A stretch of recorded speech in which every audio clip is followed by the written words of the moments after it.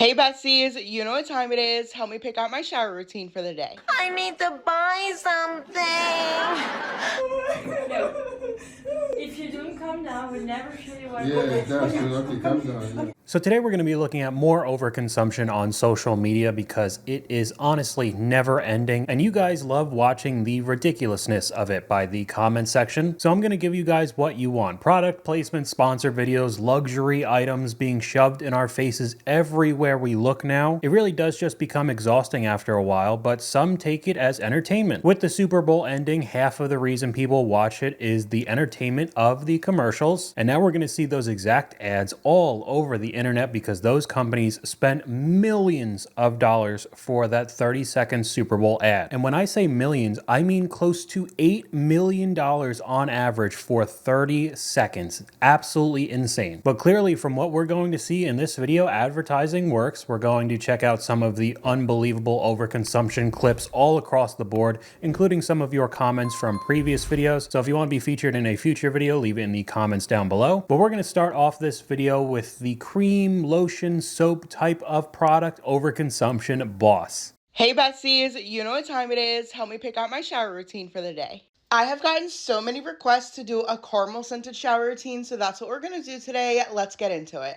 As always, we're starting with the Dove Sensitive Skin Beauty Bar. Okay, I'm not going to sit through the entire thing. I'll have it up on screen, but look at how many products there are throughout this entire room. I think this is the most I've ever seen on a video so far, even more than the clip where the bed lifted up and the entire storage was filled with these types of lotions. I mean, this is a whole room. And from what I've heard from you guys in the comment section, some of these don't even last that long, maybe 6 months, and then they expire and are completely worthless. There's no possible way that all of these products are being used within that time frame. It is strictly just for these videos. Either she's buying it and writing it off because this has become her business on TikTok, or companies are willingly sending this to her for product placement. We can look at some of the comment section. Girl, WTF, holy overconsumption. I think you need to participate in Project Pan. We'll get to that later in the video. Don't they expire after a while? That's what I was saying. So most of this is basically just for decoration, which honestly means it's for a good thumbnail. My pH would be so off. That's another thing. Everybody's body and skin are different, so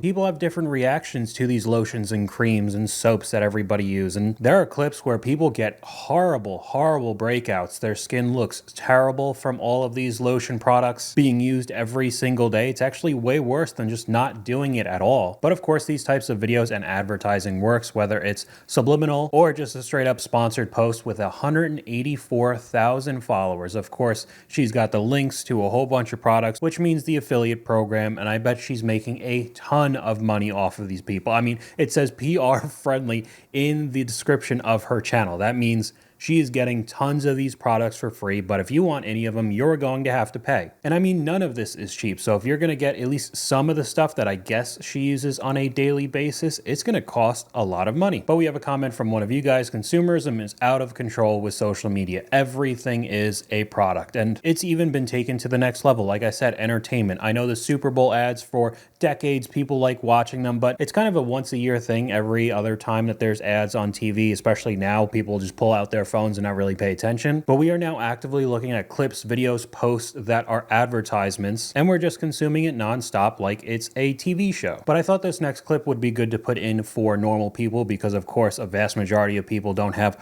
a whole product room wall like the first clip we saw. But especially when all of us go through life, end up getting older, we start collecting more and more stuff. Let's go through all the many ways that they waste money that drive me absolutely insane. One of the biggest ways they waste money is they overbuy groceries, like no joke. Clearly, all of us kids have moved out of the house, but I swear they still buy enough groceries as if we're living there, which results in so much food going to waste, which actually generally makes me so sad. Next, if there was a textbook definition of overconsumption, it's my family. Yeah, no, I'm not kidding. It's my family. Like, so much stuff is bought that's not even used. If anyone could explain why they need 5 pairs of the same shoe. And this next one drives me absolutely nuts. But regardless if it's super cold or super hot, they will open a window. Like while the heat heat or the AC's running, they keep the windows open. Next, they buy stuff that they already have, so they tend to buy paper plates a lot, which are very expensive, which is stupid. Yet, they purchase this very nice set of plates that they never touch. Like, literally never use them. They also purchase so much random stuff that they find on social media. Like, what the hell is that? If the US economy is ever booming, it's probably because of my parents. It actually drives me freaking insane. And then honorable mentions, but they spent a lot of money on plants throughout the year and couldn't keep a plant alive if their life depended on it. So it's just so much money down the drain.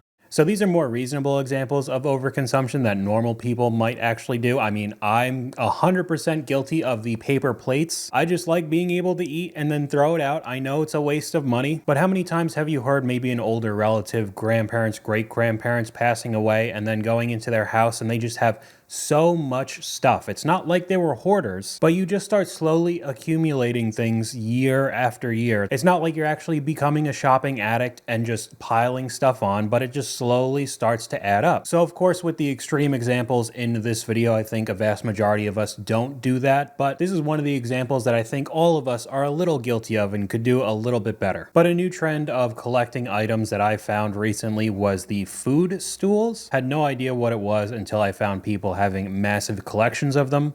Fine, my food stool collection is starting to get a little bit out of hand, but I have a spot for all 28 of them. Come on, I'll show you where I keep them. In the entryway, we have the Linzer cookie out for Valentine's Day. Then coming in, of course, the cookie stool is still at the cookie wall. Past the laundry room, on top of the fridge, I have the cereal bowl stool, which I paint into Fruit Loops. Then on top of the sink, in my little donut corner is the donut stack. And in my coffee corner, I have the espresso martini. Moving to this corner, I have 3 stacked, my ice cream sandwich, and macaroons. And then next to that is a cinnamon roll. Okay, I'll just have the video keep going now. I had to look it up. Apparently, these are $60 each, and they're just supposed to be exactly what it sounds like, a stool that looks like food. So of course it's not actually being utilized by a vast majority of people buying these. They're just ending up using it for decoration, which I know of course people like to decorate their homes, and I'm not 100% against that, but the price tag of $60 each when you know that this is just low quality plastic crap really doesn't seem too worth it for me. I mean, they're not really hurting anybody, of course, but adding on to it with a comment from one of you guys, I think you could decorate a little bit better. My mom has Christmas and Halloween knickknacks from 30 years ago that she still puts out, and they look great. If you really wanted to decorate your house, you were super into doing it with all the holidays, I would honestly look into more vintage items, because I can guarantee even with that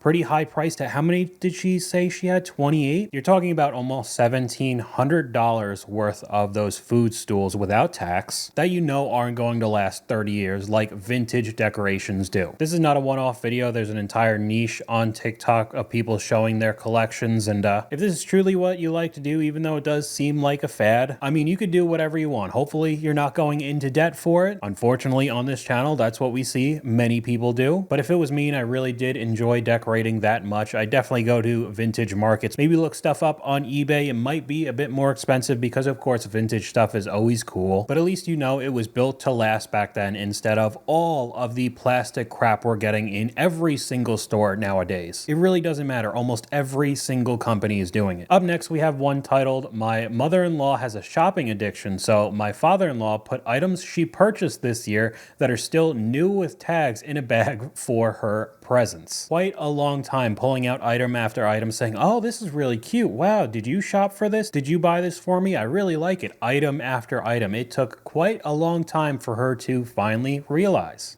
This is all stuff. This is all of that you just opened, you already had. It still has the tags on it. I feel like I showed you this. That's all stuff that she's like already bought and she's just never worn it. Yeah, you like it because you picked it out. Where did she get it? I was like, went shopping for me. Even though this is a funny clip, there are more and more people every day who are ending up having borderline shopping addictions, so much so that it takes a while for them to even recognize something they already purchased. Of course, with it being new with tags, it was never worn, and just being repackaged as a present took a while until she finally connected the dots and realized that she got all of this already. I think this could be very common with articles of clothing because of how trendy pieces are. It could be very popular for a season, a quarter, quarter of the year and just completely disappear. So maybe you only wear it once or twice or not at all, and it just disappears into the closet, and more clothing just gets piled on top of it, and you have no idea what you really even have anymore. Of course, none of these items were free, cost a lot of money now. Clothes are very expensive, but with how easy it is to buy online now, you don't even have to go into the store and walk around and look and see that this is cute. You'll see a couple pictures of it on a website and an add to cart button, and within a day or two, it'll be at your doorstep. We have a comment from one of you guys. I was in a huge consumption phase most of my life until my 30s. To be honest, I think it's something you just have to grow out of with maturity. When you finally realize that junk you're buying isn't that exciting or worth it and your money is better spent in investments or savings, some people never get to that realization though. I could definitely agree. Hopefully these types of videos can open some people's eyes with how much consumerism has taken over the world, because I could definitely say I went through somewhat of a phase, maybe 4 or 5 years ago. But unfortunately, if you get stuck in the loop and either never get out of it and constantly want the new thing every single day, or realizing too late and you have 5 or 6 figures worth of credit card debt because you bought all of this crap, even though you want to change, you're now in a huge hole and will take a long time to get out of. One of the very easy ways to overconsume, especially in today's world, are the buy now, pay laters. I'm never going to burn my bridges with Klarna, Affirm, and Afterpay. I'm going to pay them before my car note, my light bill, my water bill, rent, any other bill can wait. But those, we are forever besties. Okay? I'm never burning that. However, many people do burn that bridge and they pay the price. But we'll look at the comments. The exact reason why I think these companies are so dangerous. Affirm is the reason why I have stuff I couldn't. One of the big players in the overconsumption problem right there. Affirm is the reason I cruise, and Uplift, which I've never heard of before, is the reason I fly. Yep, Uplift paid for my honeymoon, so I guess it is another installment plan where you can now do stuff or buy stuff that you normally wouldn't be able to afford, and then of course is a slippery slope to just buying and spending way more above your means than you probably should. And another comment, I messed up with Afterpay one time and learned quickly. But as I said a million times, I am not a fan of these companies because they split it up into like maybe 4, 6, or 8 payments, and say if an item is $100 and now it looks like it's only $25. In your mind, you might think that you could buy 4 times the amount of stuff. But when the bill comes and you have no money left, that interest could be even worse than a credit card because you actually bought 4 times the amount that you probably already would have, especially if you're doing crazy stuff like cruises and flights with it. Of course, none of those are cheap. You better have the money to back it up when the bill comes, but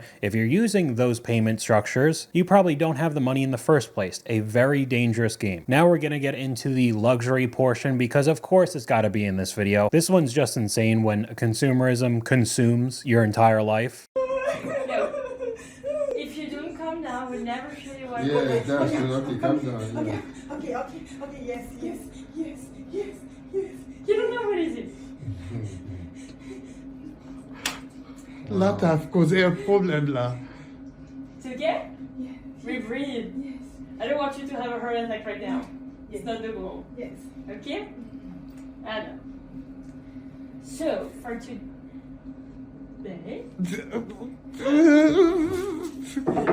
It's like the morning of Christmas, but even better.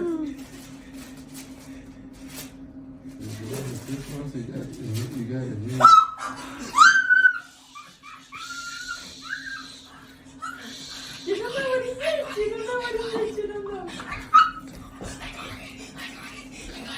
All right, I'm done with that one. We got like 15, 20 more seconds of that video. I'm just punching out on this one. Do you know how sad it is to have a freak out because you were approved for one of these bags that are, I've seen prices all over the place, minimum $15,000. I've seen $40,000 for this purse. Everybody probably knows what it is, the Birkin bag. It is the purse for you to walk around and show off and tell everybody in the world that you have so much money and man, you are so rich, you're so cool. And when the store employees are telling you to calm down, you know you have a problem. They're about to make tens of thousands of dollars off of this purse. Because another video we've seen in the past, it only takes about $1,900 to make one of these bags. And like I said before, anywhere from $15,000 to $40,000 I've seen. Maybe they're even more expensive, but you definitely know you have a problem when the employees are telling you to calm down. Materialism rots the soul. Don't tell me she's doing all that crying over a Birkin bag. This is embarrassing. Now, I'm not trying to make everybody like the absolute best saver on the planet and every single penny goes into investments in the future. If you like certain items and products, and even if it is more expensive, if you could easily afford it, then go right along with it. But if you're having breakdowns in a store because you are approved to buy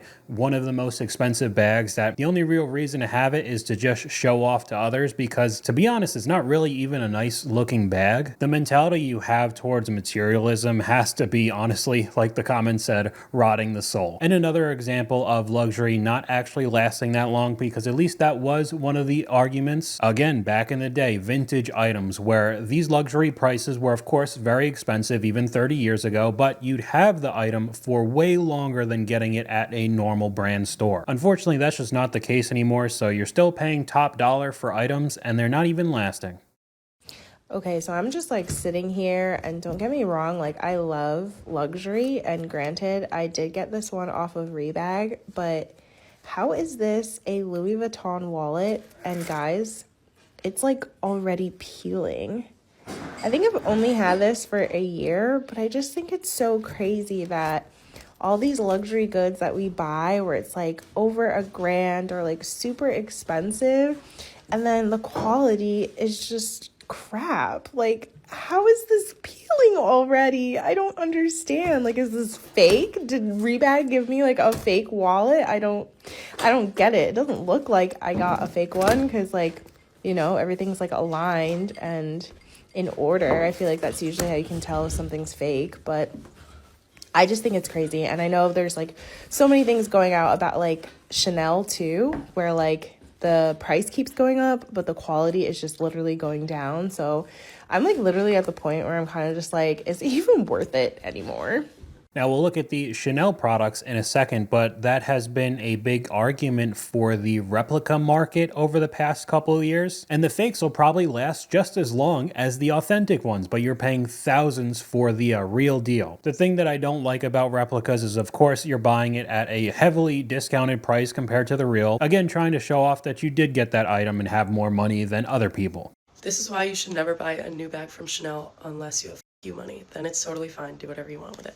So I just got this bag in the mail from Vivrel. It's a monthly rental subscription for bags. I use it to get some fun bags that I wouldn't ever really buy. And the first thing I noticed was the hardware. It is no secret that Chanel's production quality has gone down immensely over the years, and their prices have also gone up. This hardware right here, the CC and the turn knob, have completely silvered, as well as the chain on the straps. So if it's so widely known that these brands are tanking in quality, then why are people still buying them? Kind of a rhetorical question for this video, but it's just crazy how much consumerism has a chokehold on so many people all over the world. Now we could switch over to the classic restocking videos that have that weird entertainment ASMR tapping and sounds that I guess people like. I don't get it. They'll just refill a way more product than they actually need just to make it look aesthetically pleasing, or have really good thumbnails to again get views and money online. But one we can never escape is the Stanley craze, where you just get one of the 40-ounce tumblers, you know, like the really popular ones, which I say every time, I don't even have a problem with them. It's a reusable cup that keeps the liquid either cool or warm, and it definitely does its job. But when you trick it out with 100 different little trinkets, including like a small mini Stanley keychain on the full-size keychain, it's like, I feel like you lost the plot. And now this Stanley that I believe is around $30 or $40 each is probably easily over $100. But again, another commonality with these channels is that she has almost 350,000 followers with all of the links. Amazon Find, Packing, ASMR, everything linked. So that aesthetically pleasing page that she has with all of these restocking types of videos showing you a million different products, she's getting all affiliate links, and I bet she's making making so much money off of everybody else buying these products. It doesn't stop there. Here's another mini skincare fridge restock, which I didn't even, do you have to put lotion in a fridge? I have never done that in my life, but this wasn't outwardly said that it was sponsored by CeraVe. I'm pretty sure the brand's name is just CeraVe, but this really does look like a sponsored post, even though it doesn't say it. Clearly trying to get you to try out some of these products. And I mean, this is hundreds of dollars worth of products just for this one video, completely covering a fridge with a bunch of lotion.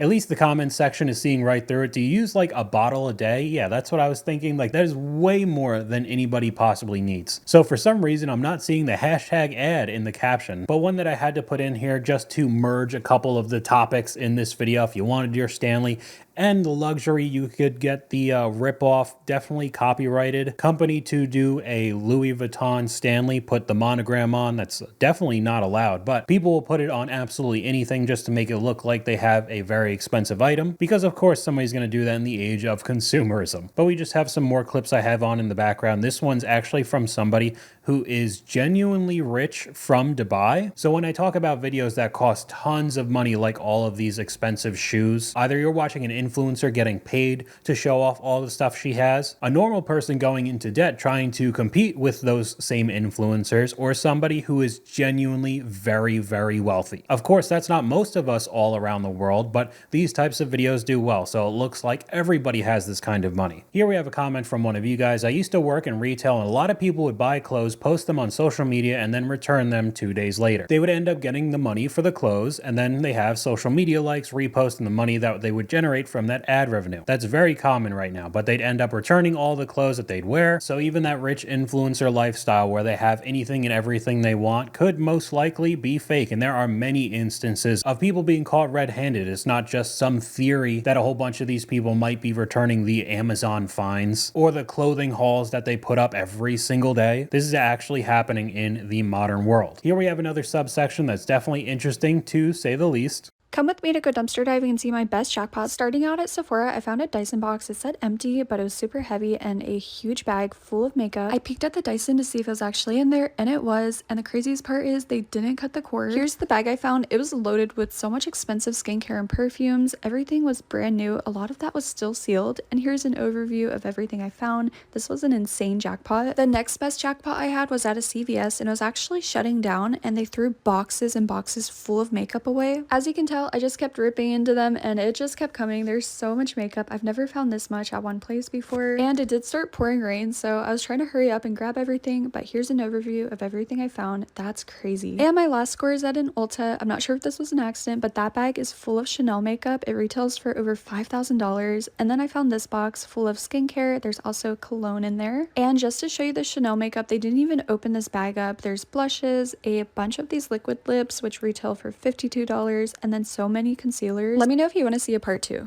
Okay, so from what I've seen in the comments on these types of videos, there's probably a couple different things that could be happening. First one is that an employee is intentionally throwing these items out to steal from the company. After work, she drives around the building and then puts all the stuff in the trash in her car and leaves. That could definitely be a possibility. The other thing is that these products, like we said before, do expire. It's not like they last forever, so maybe they are possibly all expired and then get thrown out because of that. But then my thought process was, especially in places like Sephora and Ulta, where every single one of these products are so expensive, is how cheap must they actually be to make if you could just throw out tons and tons of these products and still be a very profitable company? It probably takes nothing to make these types of items, but you're paying, I mean, how many times have we seen $1,000 Sephora haul and there's not even that many products in the video? But people are still definitely willing to pay for it. And it's not just the makeup products. There's another one that I talked about on my second channel, which is product waste. Most of it was food. This entire channel was just walking around New York City, where